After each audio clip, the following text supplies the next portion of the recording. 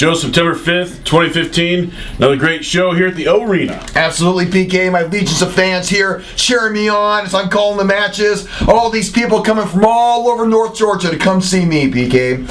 And of course, to have you by my side is just a little cherry on top of the icing of the cake. Well, Joe, I'm glad I at least make the honorable mention list. Well, Joe, our first match was a triple threat match: Bolo versus Z versus Vengeance. I tell you, PK, three monsters all together facing one another. We had the former tag team of the Dominion, and they were colliding. But not only that, but then we brought in another monster, PK. We brought in Bolo. He's a big guy, and he fit right in with those other two. And I'm talking about the Monster Z and Vengeance. Well, Joe, I'll tell you something. It was a very physical match, but ultimately Vengeance hit Bolo with a chokeslam for the win. And then he did something very interesting. He asked Jackie for his baton. He gets his baton, and because Jackie had been attacked a little bit by Bolo outside the ring. I noticed that. What kind of gentleman would do something like that? I don't know. I was kind of surprised by it myself. Well, then as he's getting ready to hit Bolo with the baton, Z jumps in. Yeah. And kind of helps Bolo out from taking a whooping. Yeah. And then they shake hands, and I never thought I would see that with the Monster Z. Something somewhat of a heart, some sort of sign of humanity.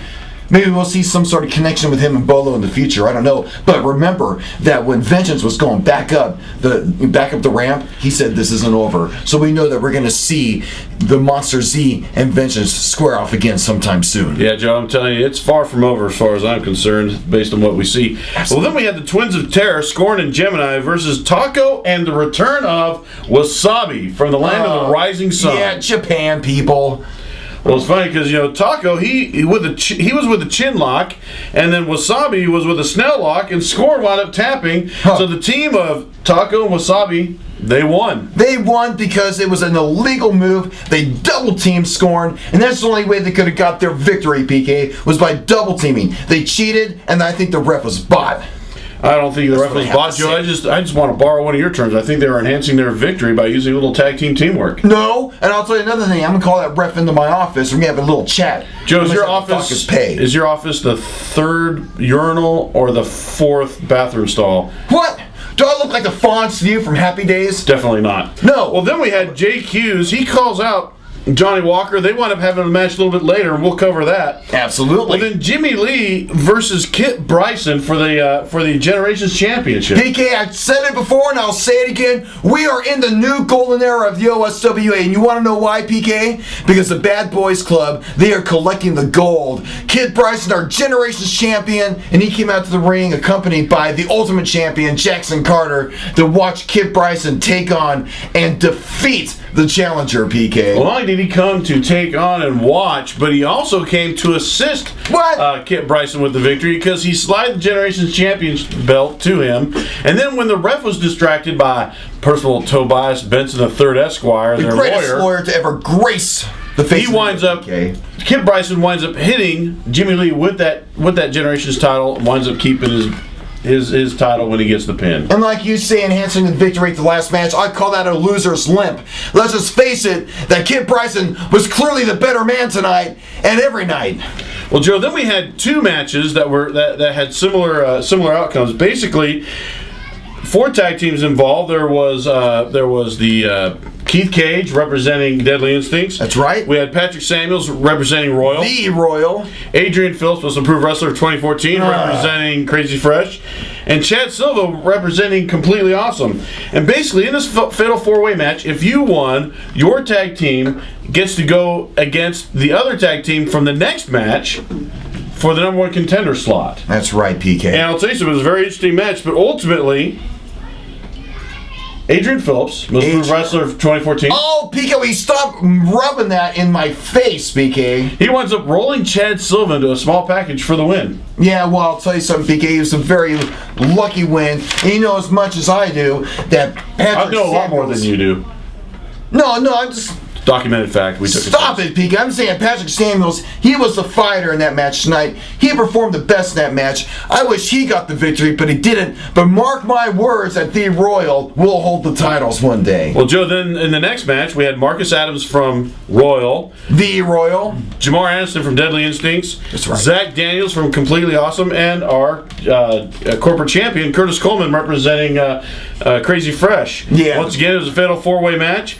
And lo and behold, the shocker of the night, Jamar Anderson pinned Curtis Coleman for the win. So it's going to be Deadly Instincts versus Crazy Fresh at the next O show for the #1 contender slot for the tag team championship. Yeah, well, good luck, Deadly Instincts. I think the two of you together don't make up your combined weight doesn't make up the weight of, what am I trying to say, PK? I don't know, Joe. Make up the, they're just too small. That's what I'm saying. And those other guys are too big. Okay. Well, Joe, then after that, we had Johnny Walker versus Jake Hughes. Like I said before, Jake Hughes had called Johnny Walker out. That's right. And he basically insulted Johnny Walker because he wanted to fight him. And Johnny Walker's like, look, there's no money in it. Well, then all of a sudden, Jake Hughes dug real deep. And told the truth. And insulted Johnny Walker's mother. At which point, they fought. And then Johnny Walker challenges him. So then they come out for their match. And it was real interesting because Johnny Walker was getting ready to hit Jake with the haggis hanger when all of a sudden the referee is distracted by, once again, Percival Tobias Benson III, Esquire. What? At that point, Jake Hughes is able to break away from the haggis hanger. He hits Johnny Walker with a low blow, and winds up getting the pin once the ref was no longer distracted by the lawyer. And once again, PK, that is your spin. It is a loser's limp, and I'll say it before and I'll say it again. Jake Hughes was clearly the better man tonight. So Johnny Walker, go back to Scotland, sit by your big lake, and listen to your Simple Minds and your Enya. Because you know what? We don't want you here. Stay on the other side of the Atlantic Ocean, pal. Hey, Joe, what's the name of that big lake, by the way? Loch Ness. And what's inside it? They think it's a monster. It's a conspiracy, PK. No, not if the Monster Z is swimming in it. Anyways, then we had Jackson Carter versus Alpha McFly for the Ultimate Championship. It was his rematch. Yeah. And, during that match, he got beat up, PK. Alpha McFly was clearly not the better man tonight. He took a beating, and all the kids were crying, and all the women were crying, and all the men were booing. But let's face it, Alpha McFly, you're just as delusional as your wannabe time traveling. You are not good enough. You're the former champion. It's over. It's out. Go home back to Hilldale. Well, ultimately what happened was Jake Hughes came into the ring and attacked Alpha McFly. So Alpha McFly did win. It's irrelevant. By DQ. Right. He won. No. Wait. Yes, he did win. No. But Jackson Carter got to retain his title. So once again, another asterisk for the Bad Boys Club. What is this, the Mickey Mouse Club? Hey, what? It's the Bad Boys Club. Can't they come up with a better name than that? I call him the Power Trio. I call him, when it comes to Tobias Percival Tobias Benson, the third Esquire, I call him the Fat Four. PK, stop it. And I'll tell you another thing, PK. Hey, Joe, why don't you tell the fans when the next show is? Well, add 14 to today. PK, we got a show coming up on September 19th right here at the arena. Come on back. I'm going to be here. Door opens at. I know, PK. The door opens at 6 o'clock. The show starts at 7 o'clock. And you can watch us and get all the information on OSWAentertainment.com and also on YouTube at OSWA Entertainment. Yeah, you see, and Facebook. I have... And Facebook. Yeah, you see, at OSWAentertainment.com. At OSWAentertainment.com. See, BK, I have a brain. I can remember things. Exactly. You can mimic and say exactly what I say. Folks, we'll see you in 2 weeks.